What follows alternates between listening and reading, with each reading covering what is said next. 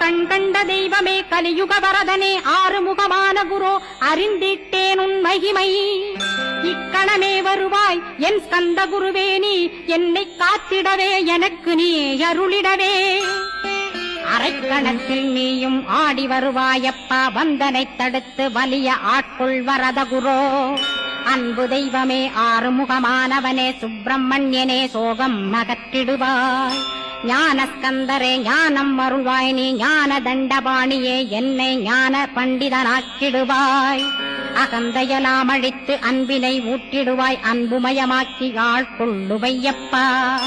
அன்பை என் உள்ளத்தில் அசைவின்றி நிறுத்திவிடு, அன்பையே கண்ணாக ஆக்கி காத்திடுவாய். உள்ளும் புறமும் உன்னருளாம் அன்பையே உறுதியாக நானும் பற்றிட உவந்திடுவாய்.